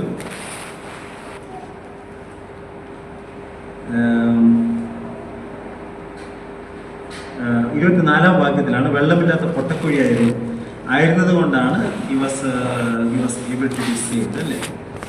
ഇനി 23-24 വായിച്ചാട്ടെ. 23-24. യോസേഫ് തന്റെ സഹോദരന്മാരുടെ അടുക്കൽ വന്നപ്പോൾ അവൻ ആ ഉടുത്തിരുന്ന നിലയെങ്കി അവർ ഊരി അവനെ എടുത്തൊരു കുഴിയിലിട്ടു. അത് വെള്ളമില്ലാത്ത പൊട്ടക്കുഴി ആയിരുന്നു. So they stripped Joseph of his coat. അവന്റെ നിലയെങ്കി ഊരി, the coat of many colors that was on him. അതാണ് ഇംഗ്ലീഷിൽ, അല്ലേ? മലയാളത്തിൽ നിലയെങ്കി എന്ന് മാത്രമേ പറഞ്ഞിട്ടുള്ളൂ. Stripping the coat of many colors. It's a symbolic act which cancels Jacob's partiality and annul Joseph's divine future, അല്ലേ? ഒന്നാമത്തേത്, it is a symbolic act of cancelling Jacob's partiality. ഈ വസ്ത്രം ഊരി എന്ന് പറയുമ്പോൾ അതിൻ്റെ അകത്ത് ഒരർത്ഥം അത് വെച്ചാൽ symbolic act. It was an ancient act of public degradation and humiliation. അത് നമുക്ക് അറിയാവുന്നത്, അല്ലേ? നമുക്കറിയാം നമ്മുടെ കർത്താവായ യേശു ക്രിസ്തുവിനെയും അവരെ താൻ ധരിച്ചിരുന്ന വസ്ത്രം ഊരി എന്നുള്ളതാണ്. That's a public degradation and humiliation. The detail no water in it is highly significant. If there had been water, Joseph would have been drowned, fulfilling the brothers' initial murderous plot. For Joseph being thrown into a dry desert pit presented a near-death situation from hunger and thirst. അത് നമുക്കറിയാം, ഈ കുഴിയിൽ വീണാൽ ആർക്ക് രക്ഷിക്കാനായിട്ട് സാധ്യമാകില്ല എന്നുള്ളതാണ്. ഇനി 25 വാക്യം വായിച്ചു. 25. അവർ ഭക്ഷണം കഴിക്കുവാനിരുന്നപ്പോൾ തലമുക്കി നോക്കി ഗിലെയാദിൽ നിന്ന് സാമ്പ്രാണിയും സുഗന്ധപശയും സന്നിനായകവും ഒട്ടകപ്പുറത്ത് കയറ്റി മിസ്രൈമിലേക്ക് കൊണ്ടുപോകുന്ന ഇസ്മായേലിയരുടെ ഒരു യാത്രാക്കൂട്ടം വരുന്നത് കണ്ടു. സോ വേഴ്സ് 25 വാസ്തവത്തിൽ നമ്മളെ ഭയപ്പെടുത്തുന്ന ഒരു കാര്യം എന്തറിയാമോ? ഈ ബ്രദറിനെ ഈ പൊട്ടക്കുഴിയിൽ ഇട്ട് കഴിഞ്ഞിട്ട് വാട്ട് ഡിഡ് ദേ ഡു? എന്താ? ഭക്ഷണത്തിരുന്നുള്ള എന്തോ ഒരു ഭയങ്കരന്മാരായിരിക്കുന്ന ആൾക്കാരല്ലേ. നമ്മളാണെങ്കിൽ കുറഞ്ഞ പക്ഷം ഭക്ഷണത്തിലും ഇരിക്കുന്നില്ല. ഇത് പൊട്ടെന്ന് വിചാരിച്ചാൽ സ്വന്തം സഹോദരനെ ഈ കുഴിയിൽ ഇട്ട് കഴിഞ്ഞാൽ പിന്നെ ആരെങ്കിലും ഭക്ഷണത്തിലിരിക്കുമോ? ഇവർ നോക്ക്, their terrible mental state. After throwing Joseph into the pit, they sat down to eat. God used a group of Ishmaelites to rescue Joseph and fulfill his plan. അത് വാസ്തവത്തിൽ വളരെ this demonstrates that God can redeem us from trouble through means we cannot imagine. ഒന്ന് ആലോചിച്ച് നോക്കി, ഈ പൊട്ടക്കുഴി കിടക്കുന്നതായിരിക്കുന്ന യോസേഫിനെ ചിന്തിക്കാൻ സാധിക്കുമോ ഇങ്ങനെ ഇസ്മായിൽ കൂട്ടം വരുമെന്നും ആ കൂട്ടത്തിൽ അവനെ വിൽക്കും എന്നൊക്കെ ഇനി സംഭവിക്കാതിരിക്കുന്ന കാര്യങ്ങളെ കുറിച്ച് ചിന്തിക്കാൻ കഴിയും? നമ്മൾ ആ പൊട്ടക്കുഴി കിടക്കുന്ന ആ വ്യക്തി ആ സമയത്ത് എന്തോ ചിന്തിക്കുന്നത്? ഇതോടെ എന്താ ചിന്തിക്കുന്നത്? പറ. ഇതോടെ തീർന്നു വിചാരിക്കുന്നു, അല്ലേ? ഇനിയൊരു ജീവിതം ഉണ്ടെന്ന് യാതൊരു രീതിയിലും താൻ പ്രതീക്ഷിക്കാൻ സാധ്യതയില്ല. കാര്യം ഇപ്പൊ പൊട്ടക്കുഴി കിടക്കുക. പക്ഷെ ദൈവത്തിന്റെ വഴികൾ, അപ്പൊ അത് വാസ്തവത്തിൽ അത് സന്തോഷിപ്പിക്കേണ്ട കാര്യം. ജീവിതത്തിൽ ഇനി ഒന്നും സംഭവിക്കാനായിട്ട് ഇനി ഒന്നും നടക്കത്തില്ല എന്ന് വിചാരിക്കുമ്പോൾ എന്തുണ്ടാവും? God will open up ways. ദൈവത്തിന്റെ പദ്ധതി നമ്മൾ വാസ്തവത്തിൽ ഉൽപ്പത്തി പുസ്തകം പഠിച്ചാലും ഉൽപ്പത്തി പുസ്തകം ആദ്യം തുടങ്ങി പഠിച്ചാൽ ദൈവത്തിന്റെ പദ്ധതികൾ, ദൈവം എന്തെല്ലാം സംഭവങ്ങൾ ഉണ്ടായാലും, അല്ലെ, എന്തെല്ലാം കാര്യങ്ങളുണ്ടായാലും അതിന്റെ മധ്യേ ദൈവത്തിന്റെ പദ്ധതികൾ നടപ്പാക്കും. അതിന് യാതൊരു സംശയമില്ല. നമുക്ക് ഇവിടെ നമ്മളിത് കാണുന്നത് എന്താ? യോസേഫിനെ രക്ഷിക്കാനായിട്ട് ദൈവം ഇഷ്മായേലിയുടെ ഒരു കൂട്ടത്തെ ദൈവം നിയമിച്ചാക്കുക. They are the means of rescuing Joseph, അല്ലേ? This demonstrates that God can redeem us from trouble through means we cannot imagine. വാസ്തവത്തിൽ അത് നമ്മളെ ധൈര്യപ്പെടുത്തേണ്ടതാണ്. ജീവിതത്തിലെ പ്രശ്നങ്ങളുടെ മധ്യേ എന്തെല്ലാം പ്രശ്നം വന്നാലും അതിന് മധ്യേ ദൈവം നമ്മെ വിടുവിക്കാനായിട്ട് ദൈവത്തിന് നമ്മുടെ യോസേഫിനെ ഒന്ന് ആലോചിച്ച് നോക്കി. നിങ്ങളൊന്ന് ആലോചിച്ച് നോക്കിയാൽ മതി. യോസേഫിന്റെ ജീവിതത്തിൽ നമ്മളങ്ങനെ കിടക്കുമെന്ന് ആലോചിച്ച് നോക്കും. നമുക്ക് എത്ര ഓപ്ഷൻസ് ഉണ്ടാവും? എത്ര ഓപ്ഷൻസ് ഉണ്ടാവും? എനിക്കൊന്നും ഓരോ ഓപ്ഷനും ഇല്ല. ഇനി അഥവാ ഒറ്റ ഓപ്ഷനേ ഉള്ളൂ. എന്താ ഓപ്ഷൻ? സഹോദരന്മാർക്ക് മനസ്സറിവ് തോന്നിയാൽ അവര് എന്നെ വിളിപ്പിച്ചാൽ ആ ഒരൊറ്റ ഓപ്ഷൻ ഉള്ളൂ. അത് തന്നെ ഓപ്ഷനില്ല. കാര്യം നമുക്കറിയാം ഇവരുടെ സ്വഭാവത്തിന് അതിനുള്ള സാധ്യതയില്ല. എന്നാൽ ദൈവത്തിന് എത്ര ഓപ്ഷൻ ഉണ്ട്? ലക്ഷക്കണക്കിന്, കോടിക്കണക്കിന്, അല്ലേ? ഇസ്മായിലിന്റെ കൂട്ടർ വരുന്നു. അപ്പോ യഹൂദ ആ കാര്യം പറയുന്നു.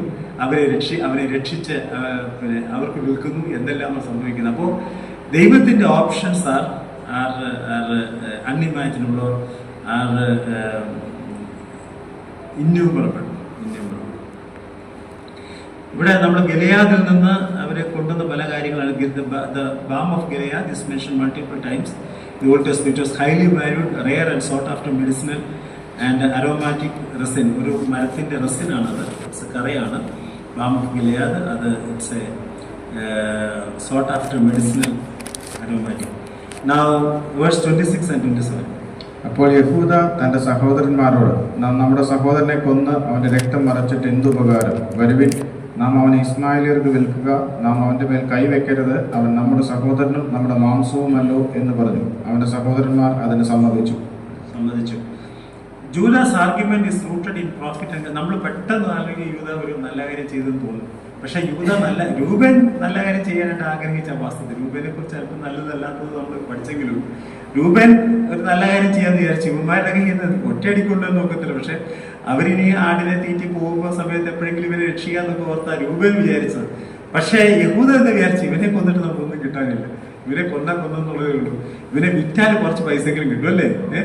കുറച്ച് പൈസ ഇല്ല, അപ്പൊ അവനെ വിറ്റേക്കാം. അപ്പം യഹൂദ വാസ്തവത്തില് he had a profit motive. അതാ പറയുന്നത്.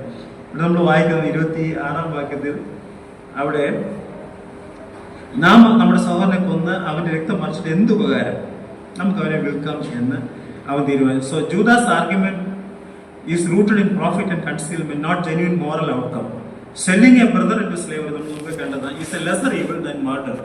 കൊല്ലുന്നതിനെക്കാട്ടും ഒരു അല്പം ലെസർ ഈവിൾ ആണ്. പക്ഷേ but it is still a grievous sin and profound act of malice and betrayal. It is a calculated sin that trades murder for profit and removal. എന്ന് വെച്ചാൽ കൊന്നില്ലെന്നുള്ളതേ ഉള്ളൂ, കൊല്ലുന്നതിന് ഏതാണ്ട് തുല്യമാണ് ഈ സ്ലേവറിക്ക് വിൽക്കുക എന്നുള്ളത്. തന്റെ ജീവിതം ഏതാണ്ട് തീർന്നതിന് തുല്യമാണ് എന്നുള്ളതാണ്. ഇനി 28-ാം വാക്യം. മിദ്യാന കച്ചവടക്കാർ കടന്നു പോകുമ്പോൾ അവർ യോസേഫിനെ കുഴിയിൽ നിന്ന് വലിച്ചു കയറ്റി ഇസ്മായിലർക്ക് 20 വെള്ളിക്കാശിന് വിറ്റു. അവർ യോസേഫിനെ മിസ്രൈമിലേക്ക് കൊണ്ടുപോയി. Historical context of slave pricing.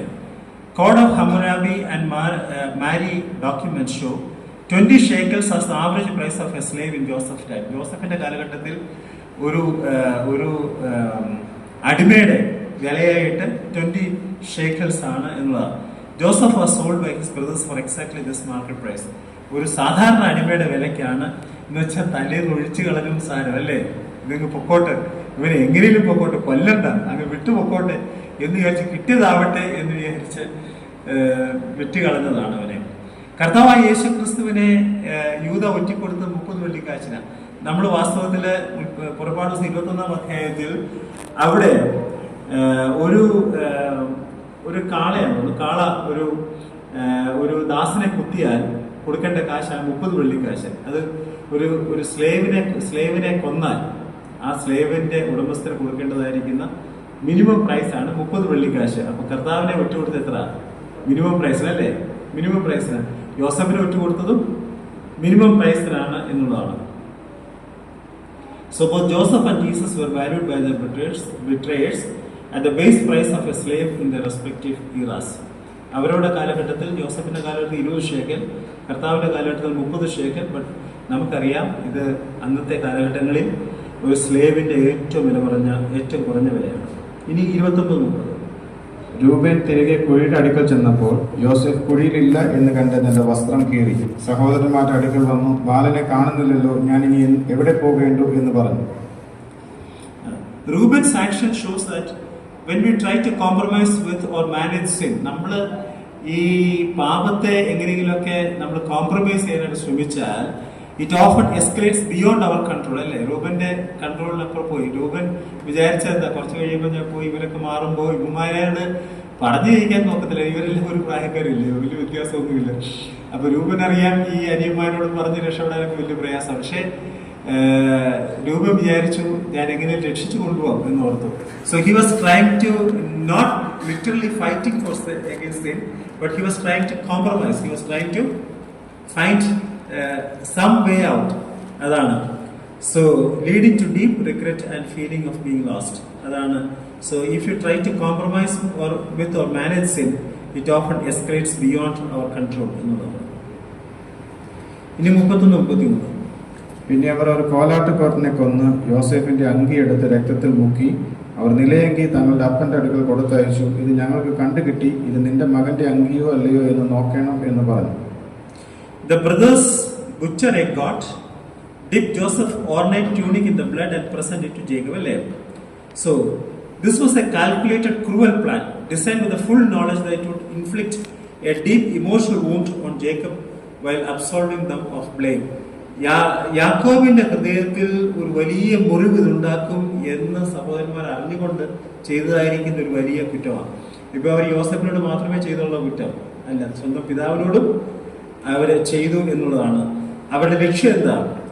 അബ്സോൾവിംഗ് dum of blame. അവരുടെ കുറ്റത്തിൽ നിന്ന് അവർ തന്നെ രക്ഷപ്പെടുക എന്നുള്ളതാണ്. അവർ പറഞ്ഞില്ല യോസഫ് മരിച്ചെന്നൊന്നും പറഞ്ഞില്ല. So how crooked they are, അല്ലേ? They don't explicitly say Joseph is dead. They cruelly ask their father to identify the bloody garment, forcing him to draw the horrific conclusion himself. എത്ര സ്മാർട്ടായിട്ട് അവരത് കൈകാര്യം ചെയ്ത് നോക്ക്. അവര് പോയി പറഞ്ഞില്ല, എടാ നിന്റെ മോൻ യോസഫ് തന്നെ മരിച്ചു പോയതൊന്നും പറഞ്ഞില്ല.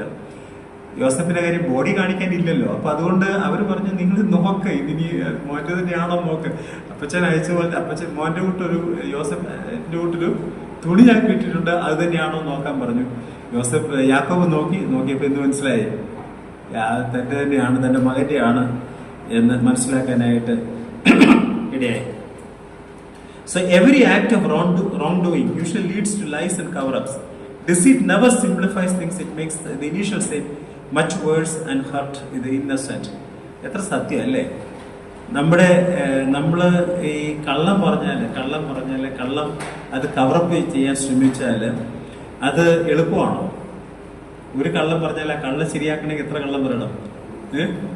എത്ര കള്ളം വേണം? ഒത്തിരി കള്ളം പറഞ്ഞെങ്കിൽ ഒരു കള്ളത്തെ നമുക്ക് ശരിയാക്കി എടുക്കാൻ പറ്റത്തുള്ളൂ. അപ്പൊ ശരിയാകുമോ? ശരിയാകത്തില്ല. അപ്പൊ കള്ളം ചെയ്യുക, കള്ളം പറയുക, അല്ലെങ്കിൽ അങ്ങനെയുള്ള കാര്യങ്ങൾ that will never simplify thing. അതല്ലേ? ഇനി 34-35 വാക്കുകൾ വായിച്ചോട്ടെ. അവനത് തിരിച്ചറിഞ്ഞു, ഇത് എന്റെ മകന്റെ അങ്കി തന്നെ, ഒരു ദുഷ്ടമൃഗം അവനെ തിന്നുകളഞ്ഞ് യോസേഫിനെ പറിച്ചു കീറിപ്പോയി എന്ന് പറഞ്ഞു. യാക്കോബ് വസ്ത്രം കീറി അരയിൽ രട്ടുശീല ചുറ്റി ഏറിയ നാൾ തന്റെ മകനെ ചൊല്ലി ദുഃഖിച്ചുകൊണ്ടിരുന്നു. So our wrong actions, even secret ones, have devastating ripple effects on loved ones. അല്ലേ? നമ്മൾ ചെയ്യുന്നതായിരിക്കുന്ന പാപം അതെന്തായിരുന്നാലും നമ്മൾ ചെയ്യുന്നതായിരിക്കുന്ന അത് that will have an impact on someone else also. ഈ മക്കളുടെ ഡിസെപ്ഷൻ 22 ദീർഘവർഷങ്ങൾ യാക്കോബിനെ ദുഃഖിപ്പിച്ചെന്നുള്ളതാണ്, അല്ലേ? നമുക്കറിയാം 17 വയസ്സിലാണ് യോസഫ് വിറ്റുപോകുന്നത്. 17 വയസ്സിലാണ്. പിന്നെ യോസഫിനെ കാണുന്നത് 39-ാമത്തെ വയസ്സിൽ. 30-ാമത്തെ വയസ്സിൽ യോസഫ് ഫറവോന് മുമ്പാകെ നിന്നു. പിന്നെ 7 വർഷം ധാരാളിത്തം ഉണ്ടായിരുന്നു, 2 വർഷം ക്ഷാമം ഉണ്ടായിരുന്നു. അതിനുശേഷം അപ്പൻ യോസഫിന്റെ അടുക്കൽ വരുന്നത്. അപ്പൊ 22 ദീർഘവർഷങ്ങൾ, 39 വയസ്സുണ്ട് അന്ന് യോസഫിന്. 22 ദീർഘവർഷങ്ങൾ ഈ അപ്പൻ എന്താ വിചാരിച്ചിരുന്നേ? മോൻ മരിച്ചുപോയത് ഓർത്തേ, അല്ലേ? എന്തോ ഒരു ഭയങ്കരമാണ്. ഇതെല്ലാവർക്കും അറിയാം. വീട്ടിലേക്ക് അപ്പൻ ഒഴികെ സ്ത്രീകളെ വിട്, ഈ മക്കൾക്കെല്ലാം അറിയാം എന്താ മരിച്ചിട്ടില്ലെന്ന്. പക്ഷേ ഈ അപ്പൻ വിചാരിച്ചത് മരിച്ചത്. So the sons deception cost Jacob 22 years of unnecessary soul crushing grief. They couldn't undo. They cannot change it. പറഞ്ഞു പോയില്ലയോ? കള്ളം പറഞ്ഞു പോയില്ലയോ? അത് ശരിയാക്കാൻ ഒക്കുമോ? It is nearly impossible. ഇവിടെ യോസഫ് അതുപോലെ ഇപ്പോൾ അവർക്ക് അറിയത്തില്ല, അല്ലേ? ഇനി ഈ വാക്യത്തിൽ ഒരു പ്രത്യേകത ഉണ്ട് കേട്ടോ, അതുകൂടെ ഞാൻ പറയാം. അവിടെ 35-ാമത്തെ വാക്യത്തിലാണ്, അവന്റെ പുത്രിമാരും എല്ലാം അവനെ ആശ്വസിപ്പാൻ വന്നു. അവനോ ആശ്വാസം കൈക്കൊള്ളുവാൻ മനസ്സില്ലാതെ തൻ ദുഃഖത്തോടെ എന്റെ മകന്റെ അടുക്കൽ പാതാളത്തിൽ ഇറങ്ങുമെന്ന് പറഞ്ഞു, അല്ലേ? പറഞ്ഞു. ഇങ്ങനെ അവന്റെ അപ്പൻ അവരെ കുറിച്ച് കാര്യം അവിടെ ഡോട്ടേഴ്സ് എന്നൊരു കാര്യം. ഡോട്ടേഴ്സ് യാക്കോബിന്റെ പുത്രിമാർ. യാക്കോബിന് നമ്മുടെ അറിവിൽ ഒറ്റ പുത്രി ഉള്ളായിരുന്നു, ദീന എന്ന് മാത്രമേ നമുക്ക് അറിയത്തുള്ളൂ. 16-ാമിൽ വെച്ച് ജനിച്ചതാണ് ദീന എന്നുള്ളതാണ്. ദീന 16-ാമിൽ വെച്ച് ജനിച്ചതായിരിക്കുന്നത് യാക്കോബിന്റെ ഒരു പുത്രിയാണ്. അതുകൊണ്ട് യാക്കോബിന് ഒരു പുത്രിയെ ഉള്ളൂ എന്നാണ് നമ്മൾ സാധാരണഗതിയിൽ അസ്യൂം ചെയ്യുന്നത്. പക്ഷേ ബൈബിൾ സ്കോളേഴ്സ് പറയും യാക്കോബിന് ഒന്നിലധികം പുത്രിമാരുണ്ട് എന്നുള്ളതാണ്, ഉണ്ടാവാൻ സാധ്യതയുണ്ട് എന്നുള്ളത്. യാക്കോബിന് ഒന്നിലധികം പുത്രിമാരുണ്ടാവാൻ സാധ്യതയുണ്ട് എന്നുള്ളതാണ്. ഇനി അതിനൊരു ഒരു എക്സാമ്പിൾ പറയാം. ആർക്കെങ്കിലും ഒരു സംശയത്തിന്റെ കാര്യം, നമ്മൾ ഇത്രയും കാലം ഒരു പുത്രി എന്ന് പറഞ്ഞിട്ട് പെട്ടെന്ന് ഒന്നിലധികം പുത്രിക്ക് സാധ്യതയുണ്ടെന്ന് പറഞ്ഞാൽ, ഉൽപ്പത്തി പുസ്തകം 46-ാം അധ്യായത്തിൽ ലേയയുടെ മക്കൾ ഈജിപ്തിലേക്ക് പോയവരുടെ ലിസ്റ്റ് പറയുമ്പോൾ അവിടെ 33 പേര് പോയി എന്നാണ് പറയുന്നത്. 33 പേര് പോയി എന്ന് കാണാം. ലേയയുടെ വംശപാരമ്പര്യപ്പെട്ട ഉൽപ്പത്തി പുസ്തകം 46-ാം അധ്യായത്തിൽ അവിടെ പോയ യാക്കോബിന്റെ മക്കളുടെ ലിസ്റ്റ് പറയുമ്പോൾ ലേയയുടെ മക്കളുടെ ലിസ്റ്റ് പറയുന്ന കൂട്ടത്തിൽ 33 പേര് പറയുന്നു. പക്ഷെ നമ്മൾ അതെല്ലാം കൂടെ കൂട്ടിയ 32 പേരേ ഉള്ളൂ. ഒരാളവിടെ മിസ്സിംഗ് വാസ്തവത്തിൽ. അപ്പോ അതുകൊണ്ട് വാസ്തവത്തില് സ്കോളേഴ്സ് വിചാരിക്കുന്നത് that missing person can be another daughter. കാര്യം ഇവിടെ മാത്രമല്ല, യാക്കോബിന്റെ ഈജിപ്തിലേക്ക് പോയി എന്ന് പറയുന്ന ഉൽപ്പത്തി പുസ്തകത്തിലും പുറപ്പാട് പുസ്തകത്തിലും ആവർത്തന പുസ്തകത്തിലും എല്ലാം പുത്രിമാർ എന്നാണ്. It's always in plural. ഞാനത് നോക്കിയിട്ട് ഇന്റർലീനിയറി നോക്കി ഇത് എന്താ ഈ പുത്രിമാർ എന്നുള്ള വാക്കിന് അവിടെ കൊടുത്തിരിക്കുന്നത്. പുത്രിമാർ വെച്ചാൽ സ്വന്തം പുത്രി, ഓൺ ഡോട്ടേഴ്സ് എന്ന് തന്നെ അതിന്റെ അർത്ഥം. അപ്പോ many scholars believe that Jacob had more than one daughter. ഒരു ദീന മാത്രമല്ല എന്നുള്ള കാര്യം നമുക്ക് ഇവിടെ തന്നെ അറിയാം. ഒരാൾ വാസ്തവത്തിൽ 46-ാം അധ്യായം നോക്കിയാൽ 46 അധ്യായം ഒരു മിനിറ്റ് മതി. 46 അധ്യായത്തിന്റെ 15-ാം വാക്യം നിർത്താറ്. അവിടെ ഉൽപ്പത്തി പുസ്തകം 46-ാം അധ്യായത്തിൽ അതിന് ക്ലാസ് എടുക്കും കേട്ടോ, വായിച്ചാൽ എടുക്കുന്നത് 46-ാം അധ്യായത്തിൽ അവിടെ 15-ാം വാക്യം, ഇവർ ലേയയുടെ പുത്രന്മാർ, അവരെയും യാക്കോബിന്റെ മകളായ ദീനയെയും അവന് 16-ാമിൽ വെച്ച് പ്രസവിച്ചു. അവന്റെ പുത്രന്മാരും പുത്രിമാരും എല്ലാം കൂടി 33 പേരായിരുന്നു. പുത്രിമാരും എല്ലാം കൂടെ വാസ്തവത്തിൽ ലേയയുടെ നമ്മുടെ മക്കളെ ഇവിടെ നോക്കിയാൽ, മക്കളെയും കൊച്ചുമക്കളെയും എല്ലാം നോക്കിയാൽ 32 വരത്തുള്ളൂ. ഒരാളുടെ പേര് അവിടെ മിസ്സിംഗ് ആണ്. So many of the Bible scholars believe that Jacob is having more than one daughter എന്നുള്ളതാണ്. Maybe this daughter may be born to Leah after 16-ാമിൽ വെച്ച് ജനിച്ചതാണ് ദീന. ദീനയുടെ കാര്യം പ്രത്യേകിച്ച് പറയാൻ കാര്യം 34-ാം അധ്യായത്തിലെ ഷേഖെമിലെ ഉള്ളതായിരിക്കുന്ന പ്രശ്നത്തെ കുറിച്ച് പറയുമ്പോഴാണ് ദീനയുടെ കാര്യം പ്രത്യേകിച്ച്. പിന്നെ നമ്മൾ ദീനയെ കാണുന്നതില്ല. ദീനയെ പിന്നെ കാണുന്നത് 46-ാം അധ്യായത്തിൽ ദീനയെ കാണുന്നുണ്ടെന്ന് തോന്നുന്നു. പക്ഷേ അല്ലാതെ നമ്മൾ ദീനയെ കുറിച്ച് കേൾക്കുന്നില്ല. സാധാരണ ഇതിൽ അവരുടെ മധ്യേ ഈ പെൺമക്കളുടെ കാര്യം പറയാറില്ല. അതുകൊണ്ടാണ്. ഇനി നമ്മൾ തീർന്നു. 36-ാമത്തെ വാക്യം. എന്നാൽ മിദ്യാന്യർ അവനെ മിസ്രയീമിൽ ഫറവോന്റെ ഒരു ഉദ്യോഗസ്ഥനായ അകമ്പടി നായകനായി പോത്തിഫറിനെ വിറ്റു. Potiphar was a wealthy Egyptian official who purchased Joseph as a slave and promoted him to be overseer of his household. As captain of the guard, Potiphar was a highly trusted official, likely in charge of Pharaoh's personal security force or the state police, and also responsible for the royal prison. ഫറോവന്റെ അകമ്പടി നായകൻ, ഫറോവന്റെ personal security, അതുപോലെ തന്നെ പോലീസിന്റെ charge, ഒരുപക്ഷെ അവിടുത്തെ present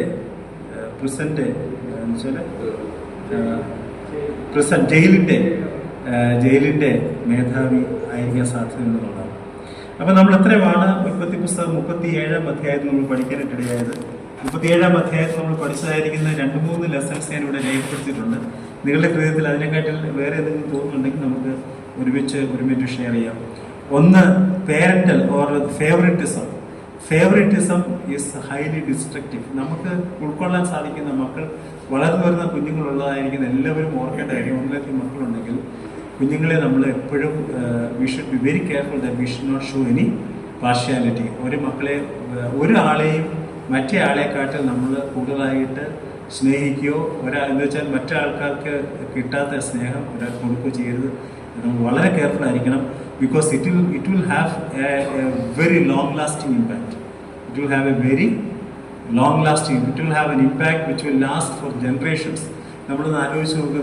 വാസ്തവത്തിൽ ഏശാവിൻ്റെയും യാക്കോബിൻ്റെയും ചരിത്രം നോക്കിയാൽ ഏശാവിൻ്റെ മക്കളാണ് അറബികൾ, ഇല്ലയോ? ഏശാവിൻ്റെയും ഇസ്മായിലിൻ്റെയും ഒക്കെ ആ സംഖ്യ, അവരൊക്കെ എന്തുകൊണ്ടാണ് ആ പിണക്കം അത് ജനറേഷനിലായിട്ട് നിൽക്കുന്നത്, അത് മാറത്തില്ല എന്നുള്ളതാണ്. നമ്മൾ വളരെ കെയർഫുൾ ആയിരിക്കണം എന്നുള്ളത് നമ്മൾ ഓർത്തിരിക്കണം. Destructive nature of parental favouritism, any favouritism in the assembly, നമ്മളായിരിക്കുന്ന ഏത് സമൂഹത്തിലും ഫേവററ്റിസം ഈസ് നോട്ട് ഗുഡ്. പക്ഷേ in the family we need to be very careful. If you have more than one child we should love them, we should care them equally എന്നുള്ളതാണ്. അതിന് നമുക്ക് സാധിക്കണം എന്ന് as parents we should be always like that. ഇനി the danger of unchecked envy escalating to violence. വാസ്തവത്തിൽ എൻവി നമ്മൾ വളരെ സൂക്ഷിക്കേണ്ട ഒരു കാര്യമാണ്. Envy, jealousy by itself is very bad, but envy can destroy another person. സഭാ ജീവിതത്തിൽ വളരെ പ്രധാനമാണ്. നമ്മൾ വേറൊരു സഹോദരൻ്റെ തെറ്റ് വേറൊരു സഹോദരൻ ചെയ്തു എന്ന് നമ്മൾ അറിയുന്ന തെറ്റ് നമ്മുടെ വീട്ടിലാണെങ്കിൽ നമ്മൾ ആരോടെങ്കിലും പറയുമോ? നമ്മുടെ മക്കളുടെ കഥയാണ് നമുക്ക് പറയത്തില്ല, നമ്മൾ തന്നെ കീപ്പ് ചെയ്യും, നമ്മൾ ഒരിക്കലും പറയത്തില്ല. പക്ഷെ മറ്റു സഹോദരന്മാരുടെ കുറ്റമാണെങ്കിൽ പെട്ടെന്ന് അത് അത് അത് അത് സഭയിലും മറ്റുള്ളിടത്തും ഒക്കെ ഫ്ലാഷ് ചെയ്തേ.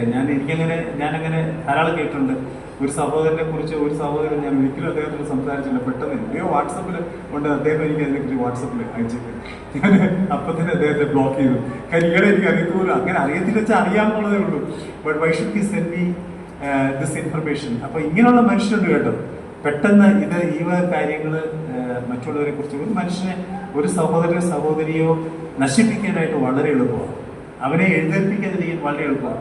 കർത്താവിനെ പ്രയോജനമില്ലാത്തവരാക്കി തീർക്കാൻ വളരെ എളുപ്പമാണ്. നമ്മൾ ഒരാൾ വിചാരിച്ചാൽ മതി, വളരെ എളുപ്പമാണ്. But we need to be very very careful. അത് ഭയങ്കര സിന്നാണ്. That will be very very അത് ഒരിക്കലും ദൈവത്തിന് നീതീകരിക്കാനാവാത്തൊരു സിന്നാണ്. ഇനിയും നമ്മൾ വേറെ കാര്യം കണ്ട്, the invisible Providence of God in that times. Though God never explicitly intervened to stop the trouble. യോസേഫിന്റെ ജീവിതം നമ്മൾ നോക്കും. യോസേഫിന് ഈ കഷ്ടതയെ വല്ലതും ദൈവം തമ്മിൽ മാറ്റി കൊടുക്കാൻ പറ്റുന്നില്ല. ദൈവം തമ്മിൽ വേണമെങ്കിൽ നേരിട്ട് ഈജിപ്തിലേക്ക് യോസേഫിനെ വിടാൻ ഒക്കത്തില്ല, പറ്റുമില്ലയോ?